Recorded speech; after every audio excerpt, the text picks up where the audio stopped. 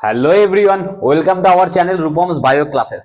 আমার নাম রূপম স্বর্ণকার। আমি চলে এসেছি তোমাদের জন্য নতুন একটা ভিডিও নিয়ে 2024-এর জিএনএম এএনএম সংক্রান্ত। দেখো, তোমরা অনেকেই অনেক জায়গা থেকে হয়তো কোনো ভিডিও দেখেছো বা কোনো খবর টবর পেয়েছো। তোমাদের নেটওয়ার্ক আমার থেকে বেশি স্ট্রং হয়তো বা, কারণ তোমাদের অনেকের মধ্যে ডাউটটা আসছে, স্যার ওএমআর নাকি বলে ওএমআর রেসপন্স জালিয়াতি, ওএমআর নাকি জালিয়াতি হয়েছে বা এরকম কিছু, বা আমি যেটা করে এসেছি স্যার এক্সামে সেটা নেই। তো আজকে সেই ব্যাপারটা নিয়ে আমি এক্সপ্লেন করবো। আর সব থেকে যেটা ইম্পর্টেন্ট, এটার থেকেও যেটা ইম্পর্টেন্ট সেটা হচ্ছে কি, কাউন্সিলিং প্রসেসে তোমাদের যে তিনটে স্টেপ আছে, রেজিস্ট্রেশন, অ্যালটমেন্ট, আপগ্রেডেশন আর কনফার্ম সিট অ্যালটমেন্ট লেটার, তারপরে ডিভি, এই কটা নিয়ে আমি আজকে বলবো। দেখো, এটা কেন ইম্পর্টেন্ট, কারণ তোমাদের রেজাল্ট শিওর 10 থেকে 12 তারিখের মধ্যে প্রকাশ হচ্ছে। এবার স্যার আপনি শিওর কি করে বলছেন? একটা টেন্টেটিভ ডেট বলে হয়, একটা প্রেডিক্টেবল হয়, দুটোই এক জায়গাতে গিয়ে মিলছে, সেটা হচ্ছে 10 থেকে 12 সেপ্টেম্বর। ঠিক? তো তোমাদের 10 থেকে 12 সেপ্টেম্বরের মধ্যে রেজাল্টটা পাবলিশ হবে। ঠিক আছে? আচ্ছা, তো রেজাল্ট যদি পাবলিশ হয়ে যায় তখন আর তোমার এগুলো জানার টাইম থাকবে না। তুমি এত তাড়াতাড়ি ডকুমেন্টস রেডি করতে ব্যস্ত থাকবে যে তোমার আর টাইম থাকবে না, কারণ তখন হয় অনেকে খুশি হয়ে যাবে, অনেকে দুঃখ হয়ে যাবে। তো যার জন্য তোমাদেরকে আমি এই প্রসেসগুলো আগে থেকেই হালকা হিন্ট দিয়ে দিচ্ছি, যাতে করে তোমার মাথায় থাকে যে রেজাল্টের পরে what you have to do and what you don't have to do. ঠিক? এটা মাথায় রাখবে। দেখো, ফার্স্ট আমি তাহলে শুরু করি। প্রথমে ওএমআর রেসপন্স আমি লাস্টে বলবো। দেখো, প্রথম হচ্ছে কি কাউন্সিলিং প্রসেস। তোমাদের মডেল অ্যান্সার কি পাবলিশ হয়ে গেছে, ওএমআর রেসপন্স দিয়ে দিয়েছে। ঠিক? এইবার তোমাদের কি আসবে, ফাইনাল অ্যান্সার কি আসবে। ফাইনাল অ্যান্সার কি যেদিনই দিবে তার 24 আওয়ার্স এর মধ্যে রেজাল্ট পাবলিশ করবে। এতটা ক্লিয়ার? ফাইনাল অ্যান্সার কি যেদিন দিবে তার 24 আওয়ার্স এর মধ্যে রেজাল্ট পাবলিশ করবে, একটা। সেকেন্ড হচ্ছে এবার স্যার কাউন্সিলিং প্রসেস। যখনই রেজাল্ট হয়ে যাবে তার 7 দিন পরে কি করবে, নোটিফিকেশন দিবে। রেজাল্টের 7 দিন পরে বোর্ড ডাব্লিউবিজিএ নোটিফিকেশন দিয়ে রেজিস্ট্রেশন শুরু করবে। স্যার রেজিস্ট্রেশন কিসের জন্য? কাউন্সিলিং এ অ্যাপিয়ার, মানে বসার জন্য। কাউন্সিলিং এ বসার জন্য। তো প্রথমে তোমাদের কি হবে, একটা রেজিস্ট্রেশনের ডেট আসবে। সেই পার্টিকুলার উইন্ডো বা পিরিয়ড বা ডেটে তোমাকে কি করতে হবে, রেজিস্ট্রেশনের জন্য ফর্ম ফিল আপ করতে হবে। আর এটা ইম্পর্টেন্ট যদি তুমি কাউন্সিলিং এ বসতে চাও, বোথ জিএনএম এন্ড এএনএম। কেউ যদি চাও স্যার আমি জিএনএম এর জন্য করবো শুধু, সেটাও করতে পারো। কেউ যদি ভাবো স্যার আমি এএনএম এর জন্য করবো শুধু, সেটাও করতে পারো। স্যার আমি বোথ করবো, এএনএম জিএনএম দুটো কাউন্সিলিং করবো, সেটাও করতে পারো। যেটা তোমার চয়েস থাকবে প্রথমে, সেটাকে তুমি প্রথমে কলেজগুলোকে সেগুলো সাজাবো।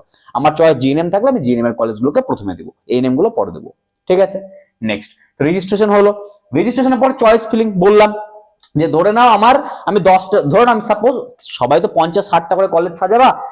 আচ্ছা, আমি একটা জিনিস এখানে প্রাইভেট কলেজের ব্যাপারে অ্যাড করবো, একটু পরে বলছি, আগে বলে দিই। ধরো আমি 10টা কলেজ সিলেক্ট করলাম, 1 2 3 4 5 6 7 8 9 10। ঠিক? তো এই যে 10টা কলেজ আমি কিভাবে সাজাবো, কার উপর সাজাবো? প্রথম কথা র্যাঙ্ক, সেকেন্ড হচ্ছে মার্কস, আর সেকেন্ড হচ্ছে কলেজের কাট অফ। আবার বলছি, যে শুধু নিজের র্যাঙ্ক ভালো, নিজের মার্কস ভালো বলে আমি সাথে এই কলেজটাকে প্রথমে দিয়ে দিলাম, ওটা হবে না। তুমি যে কলেজটাকে প্রথমে দিবা তার পার্টিকুলার কাট অফটা জানতে হবে, যে এই কলেজের জন্য জিএনএম বা এনএম যেটা তুমি করতে চাইছো, ঠিক, তার কাট অফ লাস্ট ইয়ার, তার আগের ইয়ার, তার আগের, মানে লাস্ট 3টে বছর কত গেছে। আমার কথাটা ভালো করে শোনো, বেশি প্যানিক হবা না, বেশি ওভার কিউরিয়াস হয়ে যাবা না। আমি শুধু এটুকুটাই বলছি, যে কলেজগুলো সাজাবা তুমি, সেটা শুধুমাত্র তোমার র্যাঙ্ক ভালো আছে, মার্কস ভালো আছে বলে দিয়ে দিলা, এরকম করবা না। তুমি যে কলেজগুলো উপর থেকে দিবা সেগুলো দেখবা যে তাদের কাট অফ কত ছিল, 2023-এ কত ছিল, 22-এ কত ছিল, 21-এ কত ছিল, সেগুলো দেখে তুমি সাজাবা। অবশ্যই র্যাঙ্কটা ম্যাটার করে, বাট তুমি প্রত্যেকটা কলেজের কাট অফ অ্যানালাইসিস করবা তারপরে। ঠিক? যে তোমার যেটা মনে হবে ভালো, তোমার হোয়াট এভার তোমার চয়েস অনুযায়ী তুমি সেটাকে সাজাবা। হলো? রেজিস্ট্রেশন হলো, কাউন্সিলিং এ বসানোর জন্য, তারপর তুমি চয়েস ফিলিং করলা কলেজের। নেক্সট দেখো, এইবার হবে কি allotment. First round, first counselling এর রেজাল্ট আসবে। ফার্স্ট কাউন্সিলিং বা ফার্স্ট রাউন্ডে কি হবে, অনেকজনের কলেজ অ্যালট হবে। ঠিক? বা সেকেন্ডেও কি হবে, অনেকজনের কলেজ অ্যালট হবে। থার্ডেও কি হবে, অনেকজনের কলেজ অ্যালট হবে। ঠিক আছে? কোথাও মানে অ্যালটমেন্ট রাউন্ডে পার্টিকুলার ক্যান্ডিডেটের ডিফারেন্ট ডিফারেন্ট স্টেট, কি বলে, গভর্নমেন্ট কলেজগুলো অ্যালট হচ্ছে। এতটা হয়ে গেছে। এবার দেখো, যদি কারো মনে হলো যে স্যার আমি 1 নম্বরে আমি এসএসকেএম কে দিয়েছি for what ever, GNM or ANM যেটার জন্যই হোক না কেন, 2 নম্বরে আমি আরজি কর দিয়েছি, 3 নম্বরে আমি সিএনএমসি ন্যাশনাল মেডিকেল কলেজ দিয়েছি, 4 নম্বরে আমি বেলেঘাট আইডিজি দিয়েছি। ঠিক? আমি স্যার কাউন্সিলিং এ, সে ফার্স্টে হোক, সেকেন্ডে হোক, থার্ডে হোক, আমি স্যার পেলাম কি, বেলেঘাটা আইডি। বাট আমি চাইছি, ক্যান্ডিডেট চাইছে যে আমি এসএসকেএম এ নিব স্যার ওই পার্টিকুলার ডিগ্রিটার জন্য, জিএনএম বা এনএমটার জন্য। তাহলে কি করব? তাহলে তুমি এটাকে একসেপ্ট করবে না।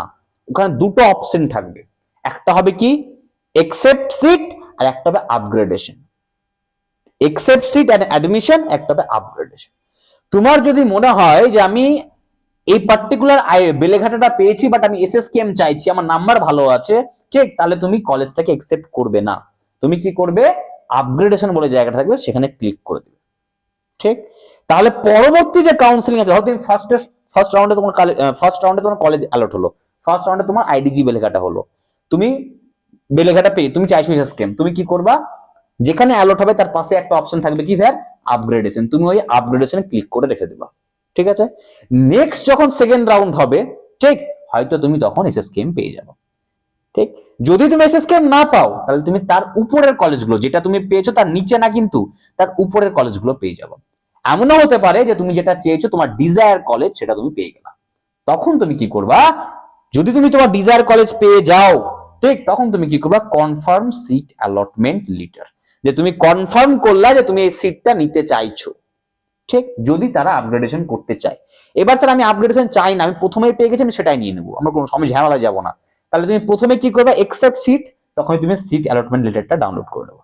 দুটো কেস বললাম, যখনই কলেজ অ্যালট হবে, একটা হচ্ছে কি তুমি অ্যালট যেটা হলো সেখানে তুমি অ্যাডমিশন নিয়ে নিলা, বা সিটটাকে যে সিট অ্যালটমেন্ট লেটার সেটাকে তুমি কনফার্ম করে ডাউনলোড করে নিলা। আর একটা হলো কি স্যার না আমি স্যার যেটা পেয়েছি তার উপরে কলেজগুলোকে নিব, তাহলে তুমি আপগ্রেডেশন করলে নেক্সট কাউন্সিলিং এ তোমার আবার নাম আসবে কলেজের সাথে, ঠিক আছে। আচ্ছা, এইবার দুটো কেসেই তোমাকে আলটিমেটলি কি করতে হলো, কনফার্ম সিট করতে হলো, কনফার্ম সিট অ্যালটমেন্ট হলো, তারপরে তোমাকে কি করতে হবে, অ্যাডমিশন করতে হবে, তারপরে তোমাকে কি করতে হবে, অ্যাডমিশন হবে। যখনই এই পুরো প্রসেসটা হয়ে গেল, তুমি 90% তোমার কাজ শেষ।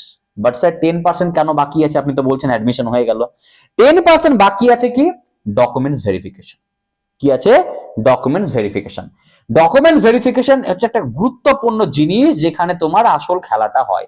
অনেকের তো অনেক কিছু বলে যে এই ডকুমেন্টস আছে, এই ডকুমেন্ট শো আছে, করতে পারবো এনসিএল, যে ধরে নাও কেউ ওবিসি তে সিট পেয়েছো, তাই তোমাকে এনসিএল সার্টিফিকেট শো করতে হবে। যদি তুমি শো করতে না পারো তাহলে তোমার কি হবে, তোমার সিটটা চলে যাবে হাত থেকে, তুমি জেনারেল ক্যান্ডিডেট হিসেবে ট্রিট হবা।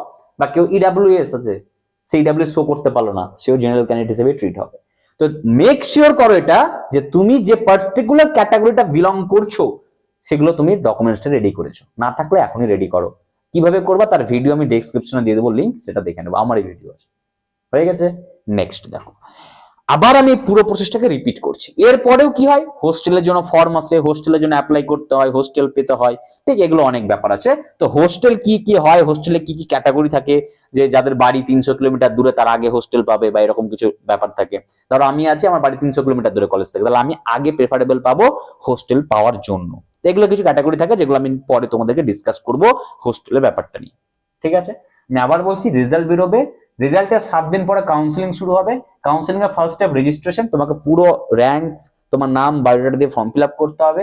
তোমাকে চয়েস ফিলিং করতে হবে কলেজের, তুমি কেউ জিএনএম চাইলে জিএনএম কলেজগুলোকে নিজের র্যাঙ্ক, নিজের মার্ক আর নিজের কি কলেজের, যে কলেজের দিচ্ছ তার কাট অফ অনুযায়ী তুমি সাজাবা, ঠিক। কেউ জিএনএম চাইলে জিএনএম গুলোকে আগে দিবা, কেউ এএনএম করতে চাইলে এএনএম গুলোকে আগে দিবা, কেউ বোথ করতে চাইলে সেটা দুটোকেই দিবা। এবার তোমার চয়েস কোনটাকে তুমি আগে দিবা না দিবা, ঠিক।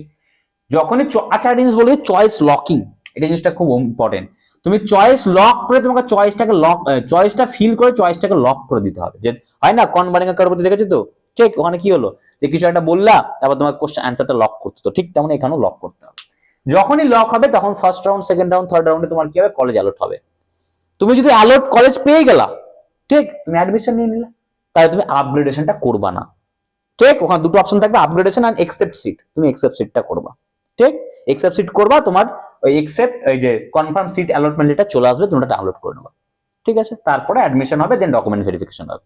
আর কারো ধরে নাও যে না স্যার আমি আরো ভালো কলেজ নেবো উপরের দিকে, কারণ আপগ্রেডেশন সবসময় উপরে হয়, তখন তুমি কি করবা, আপগ্রেডেশনে ক্লিক করবা।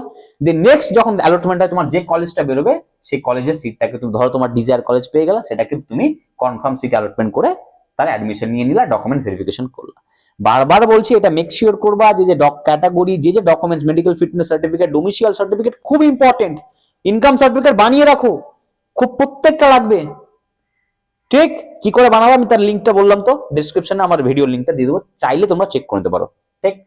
এই ছিল তোমাদের একটা টপিক। আচ্ছা স্যার, আমাকে দুটো কমেন্ট এসেছে, দুজন কমেন্ট করেছে, দুটো বোন আমার কমেন্ট করেছে, যেখানে বলেছে যে স্যার এএনএম জিএনএম এর হোস্টেল নিয়ে একটা ভিডিও বানাবো, কিভাবে হোস্টেলের প্রসিজারটা হয় বানাবো, একটু ওয়েট করে যাও, রেজাল্টটা বেরাক তারপর আমি বলে দেবো হোস্টেল। সেকেন্ড হচ্ছে আরেকজন কমেন্ট করেছিল আমাকে যে স্যার জিএনএম না এএনএম, আমার মার্কস ভালো আছে, 85+ আছে, জিএনএম না এএনএম কোনটা নিব বুঝতে পারছি না, কোনটাতে কেরিয়ার ইজি হবে। আমি একটু তোমার উত্তর দিয়ে দিই, কারণ এটার জন্য আমি আলাদা করে ভিডিও বানাবো না। আমি শুধু তোমাকে এটুকু বলছি যে জিএনএম এএনএম বোথস আর গুড, ঠিক, বাট একটা জিনিস মাথায় রাখো, যদি তুমি চাও যে স্যার আমি ডিগ্রি করবো জব পেয়ে যাবো গভর্নমেন্টে, তাহলে এএনএম বেস্ট। এএনএম এই জন্যই কাট অফটা হাই যাচ্ছে জিএনএম এর থেকে, কারণ এএনএম এর চাকরি পাওয়াটা খুব ইজি, সরকারি চাকরি। কথা বুঝতে পারলো না?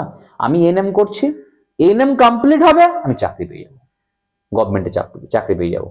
তার মানে খুব বেশি হলে 3 থেকে 4 মাসের ডিউরেশন থাকে, সেটাও হয় না, এত ডিমান্ড আছে এএনএম এর, যার জন্য এএনএম এর কাট অফটা বেশি। তো কেউ যদি সেফ চাও যে সেফ জায়গায় থাকবো, আমি সেফ চাকরি করবো, চাকরি পেতে চাই আগে, সে বেতন কম হোক কিন্তু আমি চাকরি চাই, তাহলে এএনএম নিবা যদি তোমার কাট অফ ভালো থাকে। আর কিন্তু এএনএম এ প্রমোশন হয় না, এএনএম এ প্রমোশন হয় না, তুমি যে জায়গায় ঢুকলা সেখানেই থাকবে, খুব বেশি হলে একটু উপর নিচ হলো, কিন্তু তোমার প্রমোশন হবে না।